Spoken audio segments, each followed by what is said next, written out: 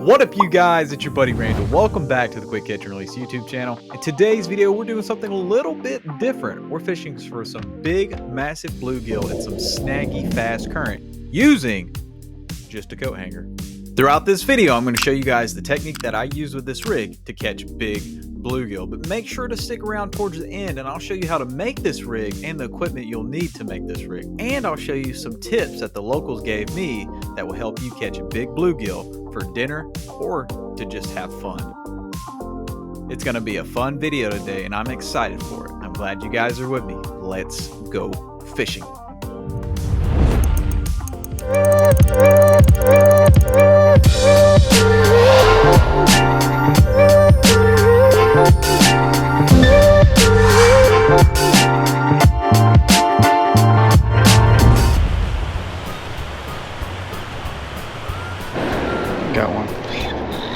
Got one.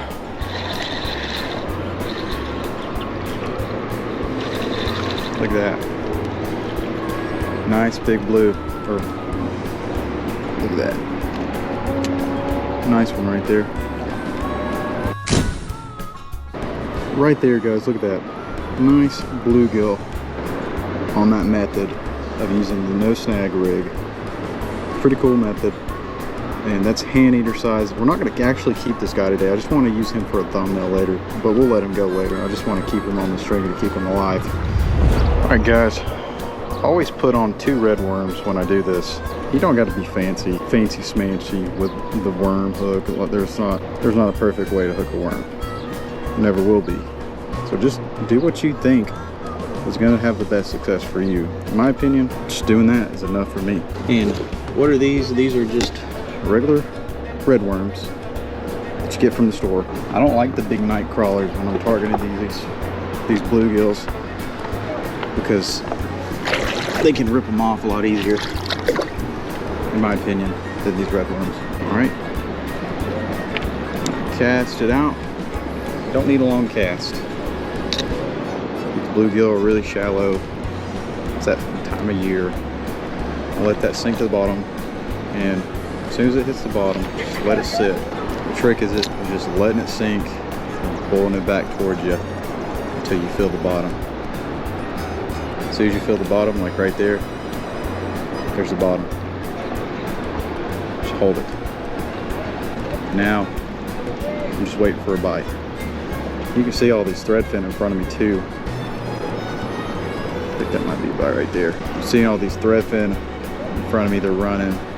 Everything's running right now. Everything's active.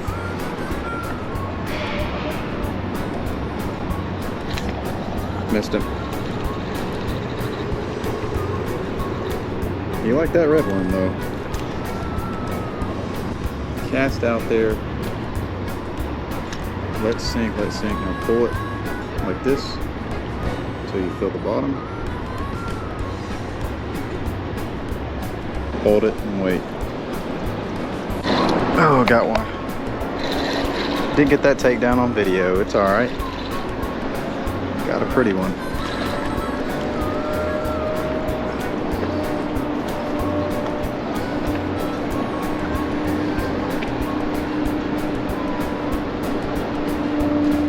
Look at that, guys. That's a good sized bluegill. Man, that's good eating too. Good eating. If you're wondering what I'm doing, I've got a stringer right here. All I'm doing is, I'm not hurting these fish, I'm not killing them. I'm just putting it through their mouth, like this. That way I can keep them alive. I don't want these guys to die on me. And I'm just throwing them in the water. I'm tying them to a rock. And this will keep them on the bank until I'm ready to do whatever I gotta do with them. That's all I'm doing right there.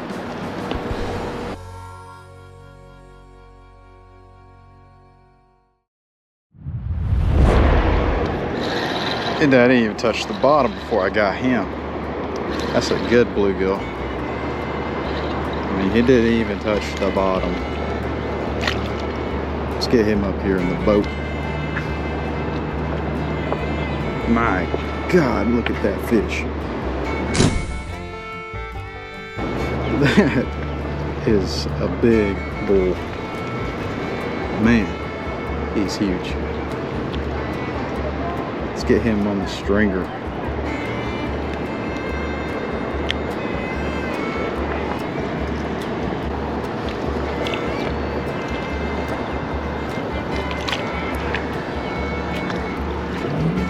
Just like that. Man, like I said, it is hot out here today, guys. Look at that. Look what that dang bluegill did to me. Spined me. That hurt. It hurt really bad. He didn't like me. Lucky I'm not eating it. That bait didn't hit the bottom before he took it. I need to get it on video. Let's see if he'll do the same thing. Let's throw it in the same spot. Let it sink and see if we get the same reaction. Let that sinker find its place on the bottom. Just sit there, and that worm's going to be dangling above. And that current's going to push it back and forth, give it a little bit of action. There's a fish. There's fish. Missed him. You guys saw that though. See if we still got some bait. See, that's we got to rebait up here. That's not enough to do jack diddly squat on it. Those bluegills are gonna look at it and laugh at that little worm. All right, you guys, we moved down to a new spot because the sun is beating down. It's burning me up. I put some sunscreen on, but it's still pretty rough on my skin. I'm a redhead, by the way. Gift and a curse. I'm rare, but I burn pretty easily.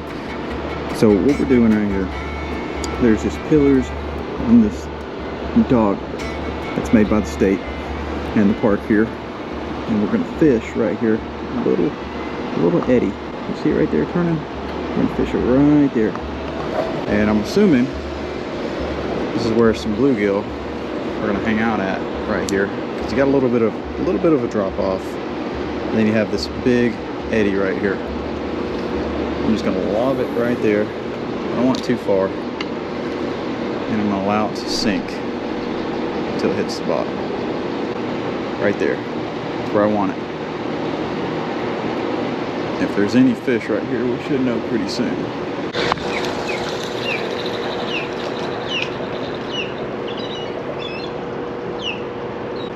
Right there.